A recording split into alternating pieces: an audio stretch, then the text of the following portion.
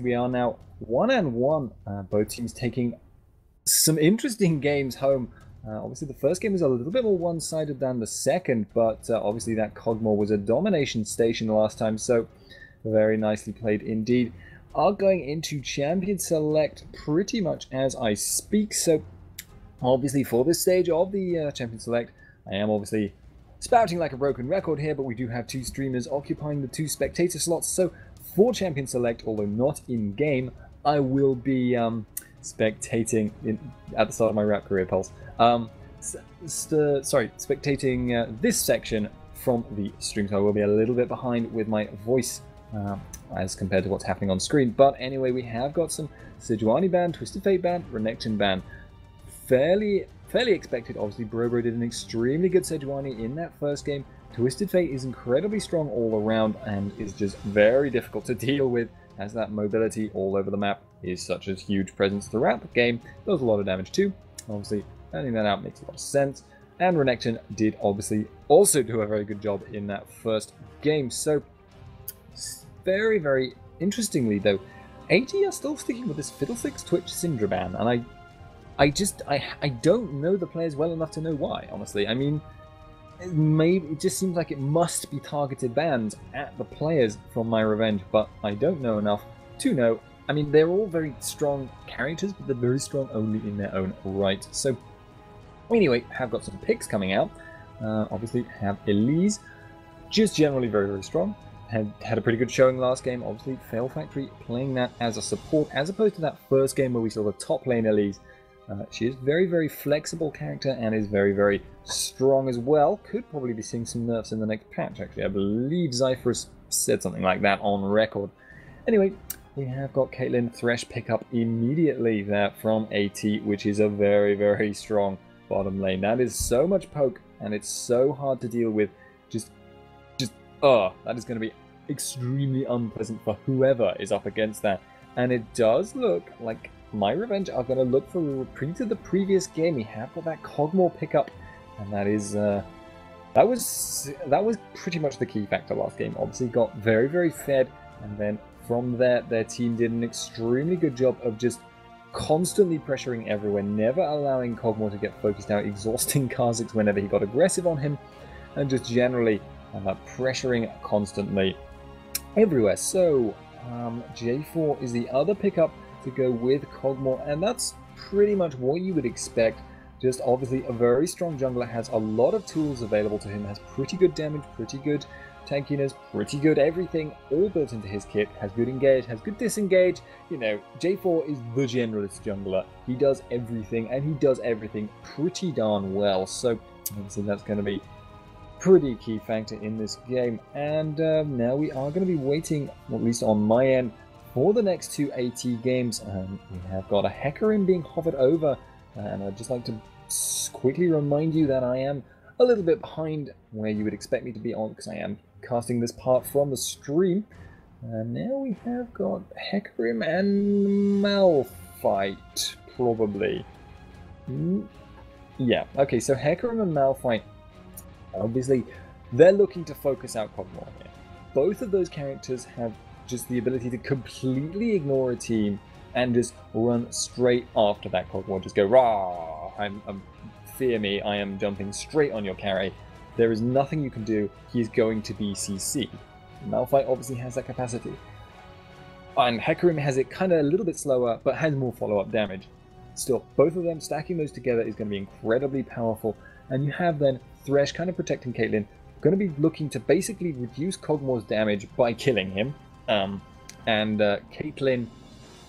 will be looking to do what Cogmore would like to be doing by staying at the edge, putting out damage across the fight. And I should mention Pulse is not speaking because he has his mouth full. So obviously Caitlyn is going to be doing a pretty good job there, and it is looking like potentially a Kassadin pick and the Singe. So quite a mobile composition for what you would normally expect to be kind of a very 5v5 orientated protect the Cogmore comp. It's looking a little bit less protection than the previous game, but obviously having that ability to just do more damage as a result. Having that ability to just dive in with the J4, dive in with the Kassadin, dive in with the Singed, or both of those characters, Singed and J4, can also do double time though. They can keep people away at the root using their CC as well. So obviously Kog'Maw gonna be it's gonna be a difficult life basically for Kog'Maw in this kind of setup. He's obviously gonna have a lot of difficulty surviving, so we may expect to see less of a damage orientated build from him than we saw previously, and may instead look to see a bit more, see a bit more defense, see, a Warmogs maybe, see a GA maybe late game. GA only isn't particularly great, but oh my lord, that's some hard initiate there, AT running. They have that Malphite, they have that Orianna, and they have that Hecarim. All three are just going to jump right in with, well, the ball. Orianna will jump in by proxy. She will send the ball in on that Hecarim, on that Malphite. All of those things coming in, just absolutely just tossing rocks, basically, from a large distance on Kog'Maw's head. They just absolutely do not want him putting out anything like the damage he got last time. And obviously, that was extremely, extremely key in how the game went. But it does look like we are now about 20 seconds away from the full delay timer, so I think we'll be moving into a quick commercial break, and I should be joined by Pulse for the next section when he is finished eating. So I will see you then.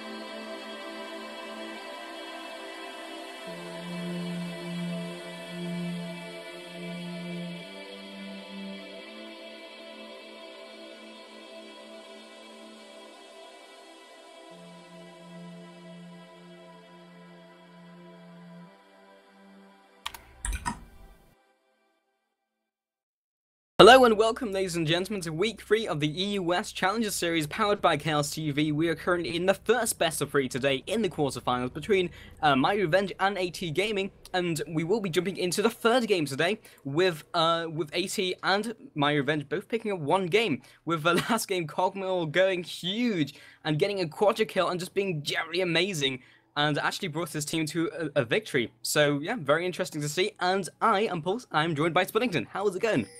It's going pretty well. It does look, I think, like myRevenge may be looking for somewhat of a repeat of the previous game, but I think it's obvious to people that were watching Champion Select now, it's going to be a much more difficult road, I think, for Cogmore himself to be doing the carrying this game. Obviously, they do have that Kaostv who's very capable of being the huge damage threat himself, but Cogmore is going to have to contend with two hard engage ultimates, but one from Malphite, one from Hecarim, and both of them are going to be dumping themselves right on his head. Probably at least one carrying an Orianna ball on top of it. So that's gonna be pretty scary for Cogmore. That being said, though, Kaostv is running teleport. Yeah, we might see an invade coming out from AT as they are grouping up in that top brush right now. We do have Sin just around the corner, maybe looking to spot them if they do indeed go for it. Orianna also chaining along from the side. Malphite just sticking around at that blue buff just in case they maybe poke their heads around there and go for their own invade. But it does look like myRevenge looking to be more defensive in this starting couple minutes. And we will have Kagalo starting with those guns once again, as we see this to be more of a common start for a lot of junglers going for that red buff immediately, and we do now have AT looking maybe to move on to this blue buff. Ping goes down from AT, not currently being seen from the hands of myRevenge, and he will now be waiting in that brush. They know they're probably going to go for those wolves just to get that early game advantage, which a lot of players do like to do if you have the coordination for it. And he will now be moving into this brush. The death sentence goes down and massive damage as well. Looking just maybe to move out the other side. But Singe is just completely dead. And he will now be moving onto this blue buff. And there's absolutely nothing Cassie can do about it.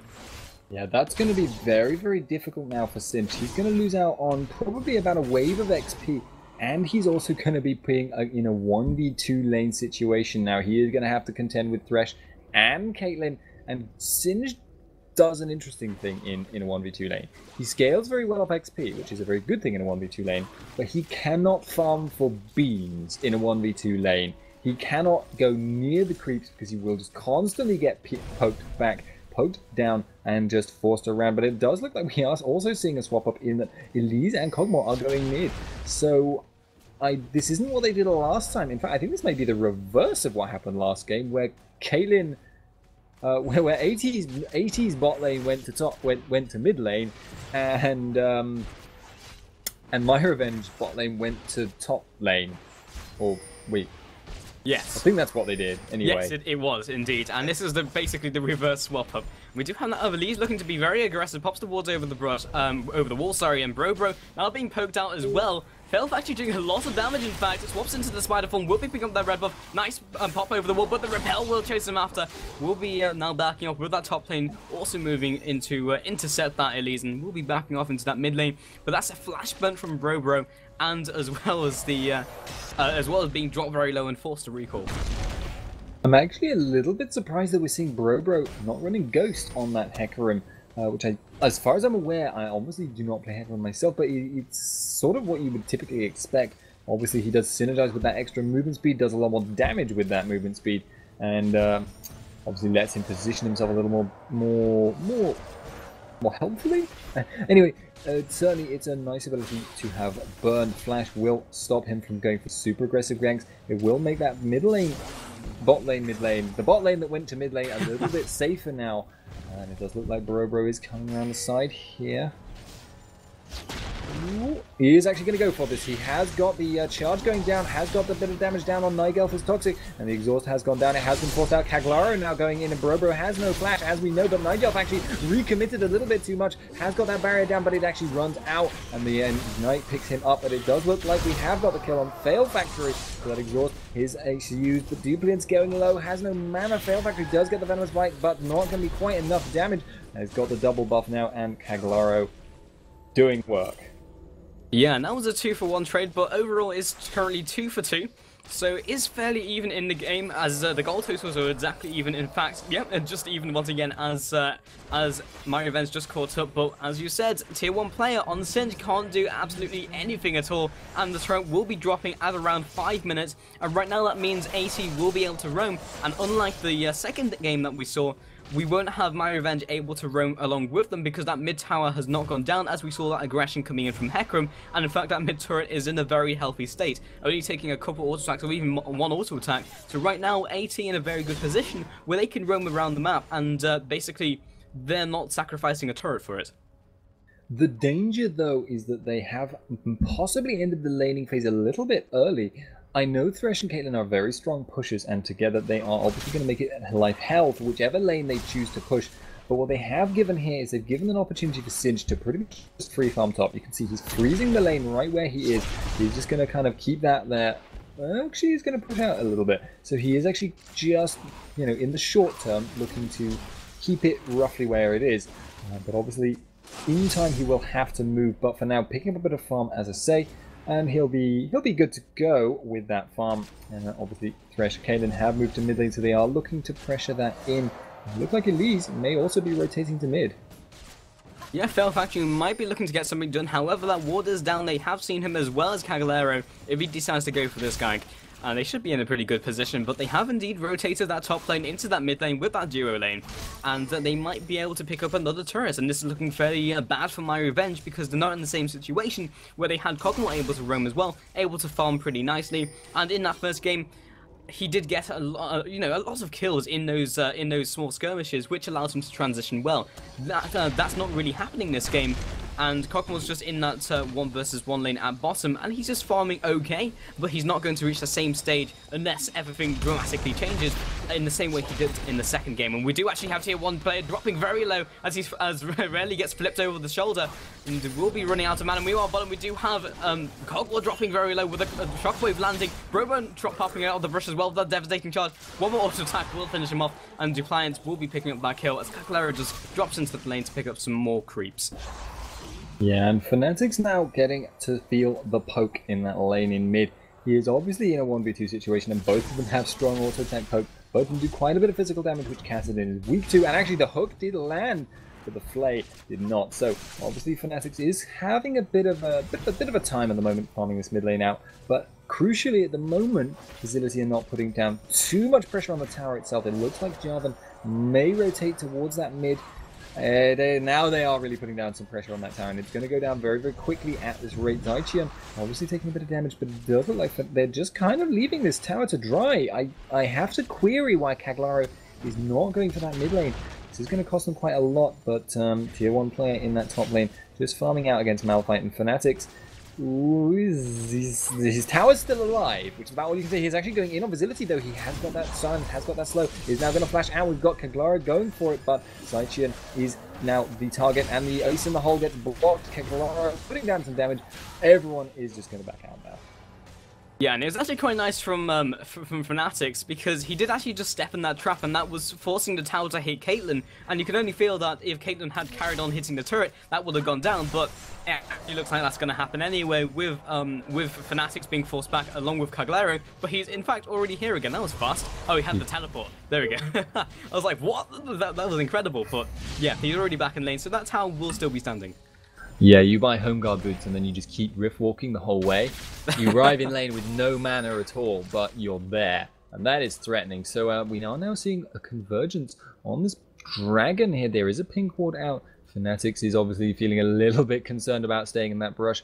He's just going to be looking for this. He does have the opportunity to start a fight if he wants to, but he's obviously quite squishy, not sure he wants to do so. Orianna, Duplians hanging over the wall. They have seen the ball. They do know he's there. They have got the cocoon landing on Taichin. The follow-up from Kaostv. He's taking a lot of damage. And it does look like Rarely doesn't know where to use his ultimate at the moment. He has not got that. Shockwave goes down. Tier 1 player is okay. Bro. Meanwhile, blowing his ultimate onto fnatic, who has not gone down as a result. And it does look like no one has died. But, oh, damn it, Kaostv. But, no one has died, but they are going to pressure this dragon now. Yeah, no one died in that engagement at all, and now we do have myRevenge moving on to Drake, and they should be able to pick this up fairly easily if Kaostv doesn't get sniped with ace in the hole. In fact, Elise tries to duke it, but will be taken out as well as Kaostv. 2 for 0 trade so far. Triple kill for Vitality, as we do have Kog'Maw popping over the wall, and that was disastrous. Yeah, that was pretty huge. Like, Vicinity is now, was already sitting on nothing but a BF sword, which is kind of the, I'm just going to build for a late game damage situation anyway build. And then now she's also got that triple kill, also has a red buff at the moment. This mid tower, I cannot foresee it lasting for very much longer. In fact, yeah, there we... Nope, it's not going down. Stop proving me wrong, people. But there we go. Goes down, and now we have... The danger is that Vicinity is now probably doing more damage than Kog'Maw. She has 25 farm, has that BF sword, and has 4 kills over Kog'Maw. Yeah, now Caitlyn in a very good position, and in fact, almost in such a good position that Kog'Maw was in the first game. And with Caitlyn scaling so well in that early game, they're really not looking like they're going to hold up. Already 2 towers going down for AT Gaming, and maybe looking to rotate bottom lane and pick that one up as well. With Factory and Toxic down there, looking to kind of just keep themselves alive, Kog'Maw just hasn't reached that stage yet, and Caitlyn is above him in all respects. She's gotten 4 kills, which Kog'Maw doesn't have, and she's also ahead in farm. It's just not looking really good for myRevenge, because they're just not in the same position or circumstance that they had in that second game. Yeah, they did manage to pick up the dragon though, so it wasn't a wholesale disaster. But it certainly would have been better had they just not gone for the dragon after all. It was a little bit of a risk they didn't want to take in hindsight, but obviously now we have Fnatic's getting aggressed upon, has got that red buff from Facility. He has silenced Rarely, but Rarely is going to get that ult any second once the silence is done. Has got it over the wall and does get that kill. Very nice lead from Rarely, but we do now have Factory and Kaostv actually moving bottom lane to try and stop the push coming in from Brobo, but they are a player down with that Kaostv being out of the action, so they might be able to pick up that this is bottom turret and maybe even the mid turret as well. Factory trying his best to just kind of nibble away at Rarely, but doing literally nothing. Bot tower will be kept alive by the presence from Kaostv, but that's a middle turret, a middle inhibitor turret already falling, and Death Sentence will just hit that spiraling. Yeah, AT are just pressuring so hard right now. Brobo actually getting knocked up in that bottom lane. He is going to be getting out of there, though, just a little bit too quick. And yeah, we are now seeing AT rotating towards this bottom lane. Kog'Maw and Jarvan are in a very dangerous spot. We are seeing a 5-man collapse. Brobo is going for this. Box comes down. Paglaro is going to try and flag and drag out. He is actually maybe going to make it. Nah, I don't think he is. He has been ignited. He has taken that true damage. He has got fire from every source, but oh, but Kaostv jumps into the middle, picks up the kill on Vicinity, which is in fact definitely worth it because of the 500 gold bounty, but they are going to lose that bottom tower as a result. Clinical team fight coming out from AT, and they're just looking so dominant right now with that mid turret going down and the bottom turret. 4 and 0 on the turrets, 10 and 4 on the kill line. And they're just not looking, they don't have any signs of letting up. With Caitlyn being in such a strong position, it looks like, well, myRevenge can't do anything. Cinch has been in a really bad position where he's in that 1 versus 2 lane, and he really scales well into the late game. He's not really going to reach that if they get pushed in as fast as possible. But however, tier 1 player will be trying to aggress onto them. Teleport coming in from Kaostv as well, but they should be home and dry. He has, however, popped the ultimate. He's looking for this flip onto Fresh, but the flay goes down and the cheese wheel. Cinch is not going to catch up to them. No, just not able to get that speed. He had 500 movement speed, but it just wasn't enough. So now he's popped his ult. He has popped his ghost as well, and he's just not getting anything from it.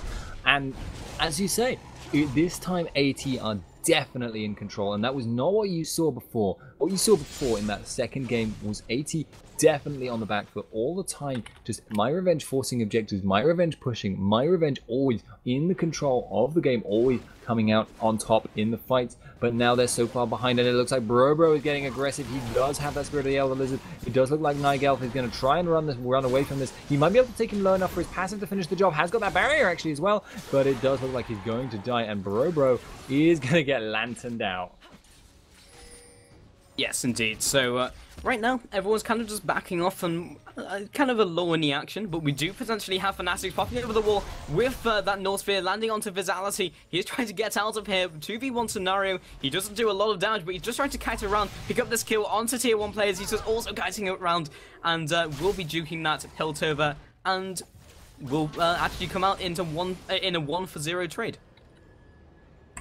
Yeah, that's not quite the situation Caitlyn wants. Caitlyn is very far ahead, but that's actually going to decrease that lead significantly. She's not going to be spending the rest of the time farming, and that's kind of the danger when you're ahead as an AD carry. It is very tempting to start solo pushing lanes, but when you're against someone like Kaostv, when you're against characters like Singed, it's very risky to do so because they can just chase you down from a very long distance, and Caitlyn's movement speed is very, very slow at base compared to most characters out there. I don't know exactly what it is because I can't check in this client, but yeah, it's very, very slow, very much like Kog'Maw in fact. But Kog'Maw is trying to just farm into the game. This is, as I mentioned in the first game, I think, this is the shut your eyes and just farm and hope for the best kind of stage where you have a really bad early game as an AD carry and just try and farm it out until you can get to relevance again. Yeah, and myRevenge in the position where they can potentially stall out this game. If they prevent any more towers from falling, maybe just stop them at those inhibitor turrets, they could eventually get to the game where they're in that mid game, they're in that late game, where Kog'Maw does naturally just reach that stage where he does a lot of damage. He's not going to reach that stage very quickly at the current pace of the game, but they do manage to stall it out and they'll be in a better position. That being said, they don't have a great way clear team at long range, and on the flip side, you have AT with a very good siege team, with Orianna offering a lot of presence in terms of control, and then Caitlyn being a long range AD carry, able to siege those turrets very, very easily.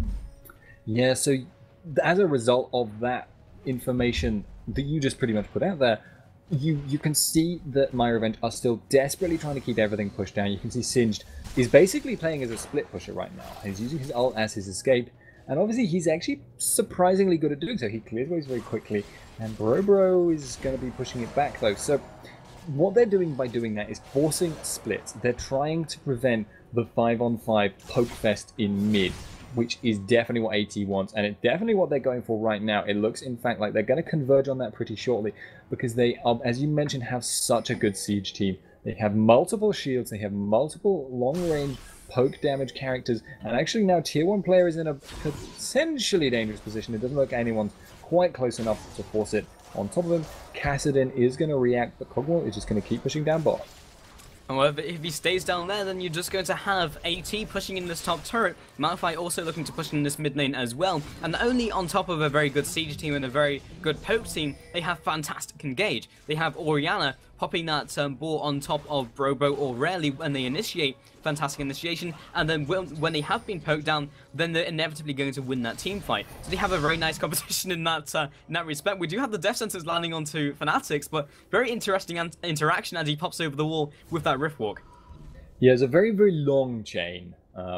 He actually holds the chain thresh, that is, about, 1/3 of the way down. So if someone decides to, flash ult away, then he's still got the rest of the chain. Because otherwise, it'd be really awkward if it was pulled out of his hand, then you'd lose an ability.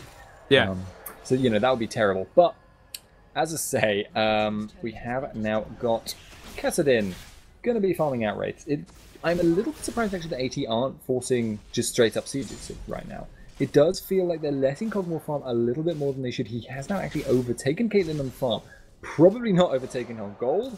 No, in fact, by 1,400. But even so, that is putting him back kind of into a relevant position, and he is just devouring as much stuff as he can get. Has got that full Blade of the Ruined King right now, and is actually looking to get aggressive on Brobro here. Has put down that slow, has put down that damage, is going to be going for this. Has got the follow-up from Fail Factory Sue, does still have that Blade of the Ruined King active available, has got him slow just at the right moment, and is going to pick... Oh, Fail Factory, you scumbag. Oh god, we have got Malphite and Zaichin now coming over. He has been stunned though, he's not going to be able to get that ult off onto Kog'Maw. Very nicely played by Fail Factory there, making up in dividends for his failure to allow the kill to go to the right person, but we have got Caitlyn shoving in that top lane. Yeah, and this is kind of the awkward position because no one really on the myRevenge can really cope with Caitlyn. Like, maybe Casting could if he collapses on her very, very quickly, but I don't think he quite has the damage at this stage. If it's in a 2v1 scenario, sure, we saw that before, but Caitlyn is very, very strong, and just going for that split push scenario, and just having the rest of the team maybe look for that gauge elsewhere. That being said, I definitely agree with you, Splittington, when you said it's kind of curious why AT don't want to just group up right now, go for that siege, because they definitely have the composition for it, and if they get to that stage where they potentially want to go for that dive as well, then they could do it. They have a very good dive team, they have a very good initiate team, and they could definitely go for it.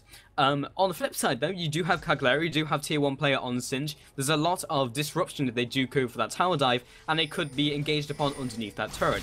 But I think really the risks do outweigh, or the rewards do outweigh the risks. Yeah, it does seem a little bit odd, especially when you're seeing myRevenge keeping actually pretty good vision control. It's preventing the split pushing from AT from really panning out in a good way, but you can see they put pink wards down to cover clear areas so that Caitlyn can't afford to just push solo, so that the team can't afford to just send out one guy and just have it be a real pressure situation. And Kog'Maw is starting to get scary now. He has got 145 farm. I suspect the goal gap is slowly closing between him and Caitlyn. It is now only 1,000, and obviously we have got him with that red buff at the moment. They are not aware where Caitlyn is, although they will become aware fairly shortly, so I wouldn't be surprised if he clears this wave and then just backs out. But it looks like he's going to keep pressuring though. Yeah, the only thing you can really feel right now within this game is that myRevenge are just coming back into it because they've had the chance to by AT, as AT maybe get this catch onto Kog'Maw. Death Sentence goes over the wall as well, lands onto that minion, but Zykeon actually forced to back up because he's taking a ton of damage. Onslaught comes in, the Onslaughts of Shadows rather, rarely coming in from the side as well, just getting into range with that Unstoppable Force. Caitlyn also coming in here along with Orianna, but a long ways behind, and nice Voidoos will just cut them off, forcing them back with that slow. And now we could see a team fight opening up very, very shortly, but once again, AT just backing off. Yeah, myRevenge are doing a very good job right now of just getting back into this game, essentially, having fallen so far behind, so many towers difference between the two teams. But they are actually now getting very, very relevant. Singe now has 150 farm to his counterpart's 107. The kill difference is significant still, but they are definitely closing that gap. And they do have a very good late game team. Kassadin is very, very low on health. Not entirely sure why, but it does look like AT are grouping for this mid. And you can see how well myRevenge have planned out their actions here. You know where Kog'Maw is going to be going next. You know he's going to be going back to top lane if he can, although it does look like AT have finally decided they're going to go for this mid lane push. Yeah, and now they're actually like stamping their foot down and maybe looking to get quite aggressive on them, and actually forcing a tier 1 player on Singe to go back and stop this from happening. Now they're starting to siege, maybe the best scenario to be in and the best decision to make, but maybe a little too late, because they've allowed Kog'Maw to come back into contention. He's actually doing a lot of damage right now, as Rarely just gets slightly chunked. He's down maybe a 6th or a 5th of his HP. But still, they really can't actually go for the siege right now, because now myRevenge do have some pretty decent wave clear. They are quite strong as a team, and maybe A2 have just left it for too long. We do have a Rarely and fantastic Orianna ultimate, and the Onslaught of Shadows coming in as well. Fail Factory has been locked down with that fresh coming in. Tier 1 player just trying his best, but he is just being forced back. Fantastic team fight so far from AT, as that is a 3-for-1 trade so far. Ace of the Hole coming in, but not enough really to take down Singe. But now they will be sieging that middles for a fantastic engagement. Yeah, and that's the danger if you pick Kog'Maw so early in Champion Select, and after a second game where Kog'Maw was so key in your victory, you know your enemies are just going to pick the death comp, the kill Kog'Maw comp. They've got you saw it there, exactly that. With what I was expecting from the moment I saw those picked in Champions League. We've actually got Kaostv going for that aggression on Duplins, who does manage to shield that damage. We have got tier 1 player going to be trying to follow this up. Facility will not go down to him immediately, but Kaostv is going to chase this down. He has got that Rift Walk, obviously on that very short cooldown. He is also in blue buff.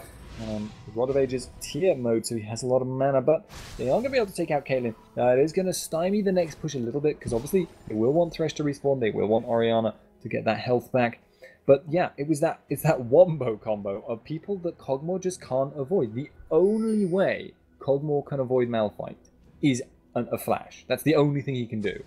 But he doesn't have any shields this time. He doesn't have Shen. He doesn't have, character like Orianna, in fact, to keep him alive when that dive happens. So really, Kog'Maw has very few recourses, especially considering if you want to flash a Malphite ult, you've got to have damn fast reactions. Yeah, and I don't feel like it's really going to get any better for myRevenge. They kind of had the chance to come back into the game because everyone was farming up. We hit that lull in the action as we had for the maybe sort of past 5 minutes. But now AT's actually started to group up. They've started to start pushing. And the unfortunate thing is now that the middle inhibitor is exposed, and they'll be taking that now. And there's nothing really that myRevenge can do but concede that inhibitor. They might even force the next team fight at that Baron, as Caglero maybe looks to initiate onto AT, but just a little bit too fast and too maneuverable. And right now, we just have AT in the driver's seat. Yeah, and that's the thing for Kog'Maw in these team fights.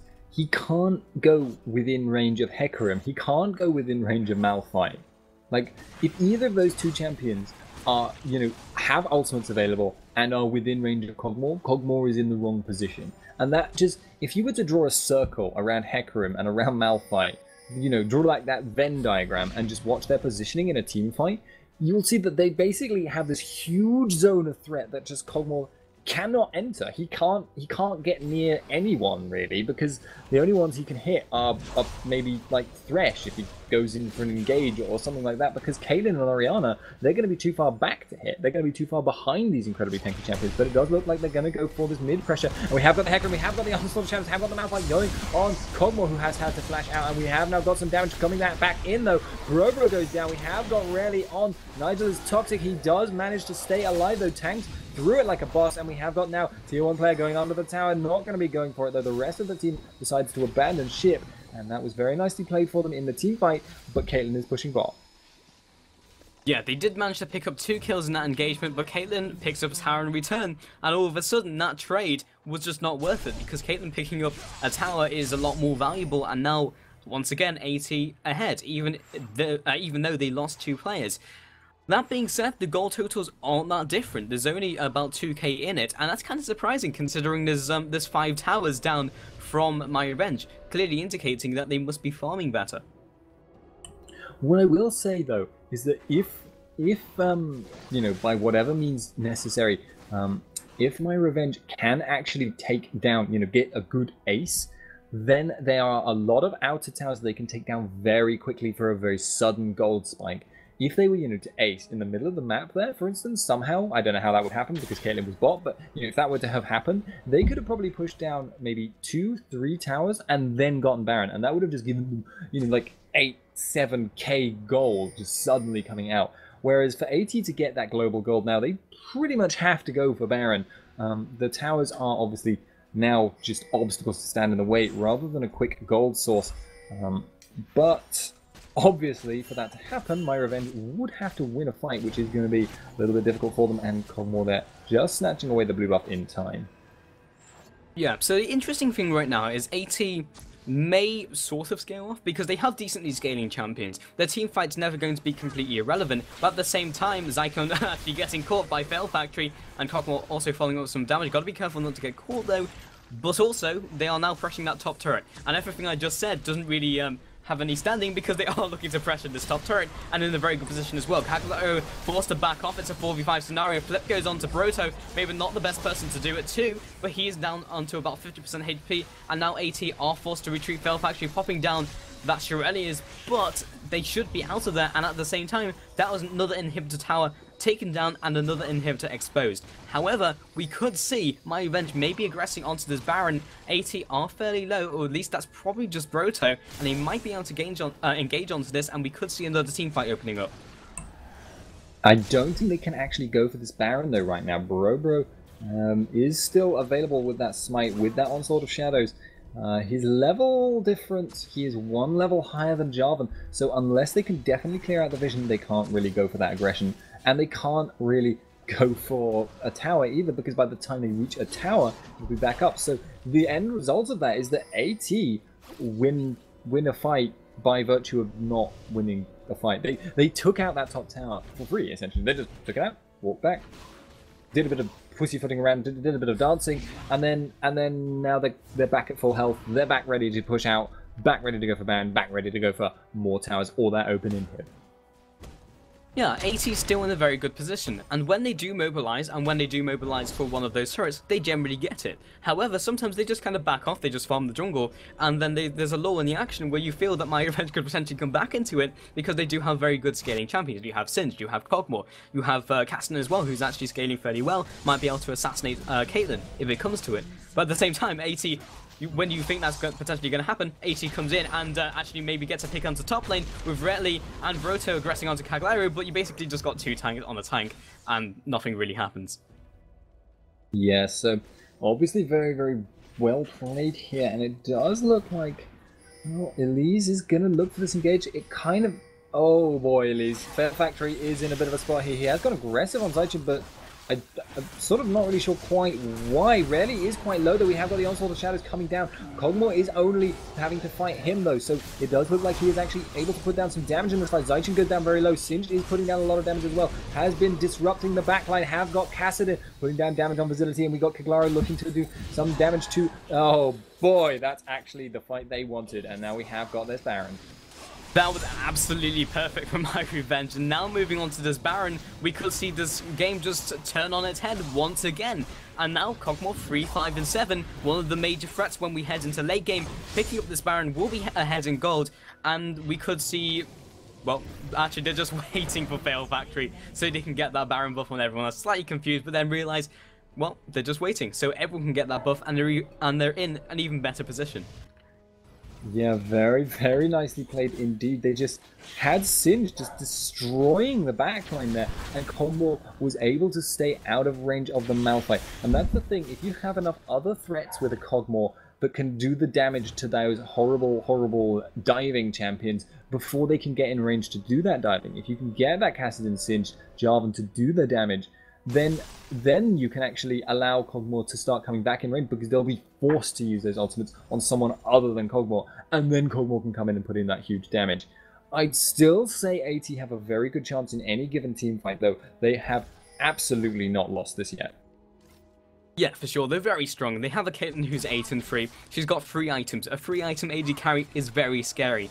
But at the same time, so does Kog'Maw. He's got the Last Whisper up, as well as the Blades of the Rune King and the Infinity Edge. So as long as they can keep everyone away from Kog'Maw, they're in a very good position, and especially with Baron, they are definitely ahead in gold, and definitely ahead in gold at this current point if they go for that team fight. And they actually have popped the Shirelles. Repel goes down onto Rarely, who will be actually stunning him down with that Cocoon, flashes out, but the Flag and Drag comes down as well, and the Flay, but he will be landing the Death Sentence of Cagliari forced into that turret. He will be taking down that middle turret as well, as Kog'Maw was waiting on, and that's a 1-for-0 turret trade. But meanwhile, at bottom, we do have Brobo, on that bottom turret. Kassadin actually teleporting down there to do some damage, but he is very tanky at this stage. He may even look for this chase down, but Brobo just very, very tanky. Onslaught of Shadows comes down. He knows the rest of the team is looking to maybe pick him up, but he should be out.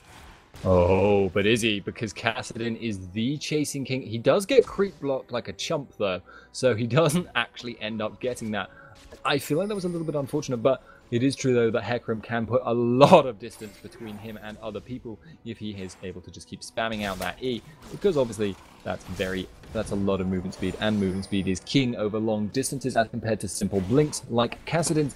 But we have now got some aggression coming down. Zaichin and Duplint are getting caught out. Cataclysm goes down but gets flashed out of. Zaichin flashes over the wall to Baron, but I don't think he's going to have much of a life expectancy. Kassadin is chasing him down. And yeah, no, bye. So now we have the middle forcing from myRevenge.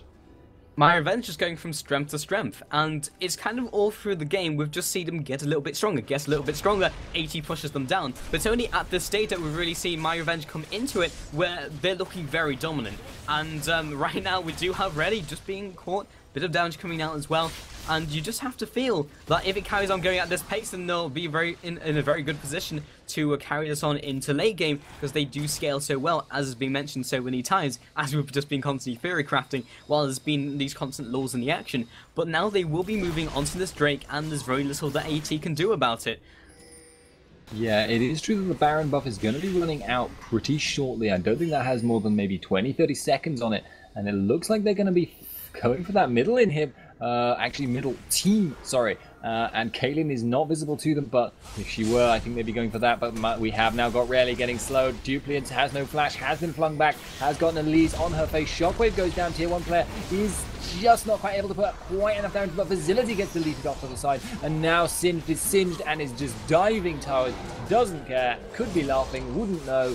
He is now going to be taking that mid tower, and Bro has quit. Interesting, there's no pause gone down, so it quite could be possible that it's maybe a rage quit. I'd be fairly surprised, but these fights are very messy, and Duplians will just be picked up as well. GG has been called, and they probably will be just be pushing into the win, if not the surrender vote going down, and Zyklon has also quit. Kind of amazing, it's just been turned around, and myRevenge just went from strength to strength, picking up team fight after team fight, and eventually just picking up the game. The story of this game could be told in Kog'Maw's CS. Just because he had such a shoddy early game, he went 0-4 at the start, and he's now 291 CS, nearly 100 CS over Caitlyn, in spite of the kill difference. And that was just a really, really solid showing. I don't know how they got the turnaround, but once the turnaround was done, there was almost no coming back for AT. You could only feel that AT, when they were ahead, didn't feel they were ahead enough really to go for those actions which would put them further ahead. Like, you saw them aggressing onto those turrets, picking up a turret, then split pushing, getting some picks all over the board and getting an advantage, but then it just kind of back off, just chill for a bit, and while all that was happening, myRevenge got stronger and stronger, and then it just meant that one team fight could really turn the entire game for them. And if they just went for team fight, where AT weren't actually instigating those team fights, then they were in a much better position, because as you said at the start, Spuddington, they had the type of composition which was kill Kog'Maw, and we saw that at the start of the game. But as we got onto the later stages of the game, we had myRevenge starting those team fights, and then AT couldn't counter initiate onto that Kog'Maw because they were split, one of them was taken out, and then it was just very, very difficult for them to mop up. It was just very difficult from AT after they reached that point. Yeah, very, very nicely played on the whole there. From myRevenge, they just had a really bad early game, but the rest of the game, they were just solid all the way through. And I think with that, myself and Pulse will be done for the day. However, there is another best of 3 coming up, which will be casted by the lovely Metas and the Stress, who will be also here. And then I will, I think with that, I can bid you goodbye. It should be another best of 3, though. So stick around, and we will see you later. Yeah, I was just going to say, guys, just remember to give Stress a warm welcome, because this is his first time casting on the EUS Challenger Series, and I think everyone would like to see him around once again. So just give him a warm welcome and make him feel at home. He's a lovely guy, really. I'm just being rude for the sake of being rude. And anyway, yeah, we will see you later.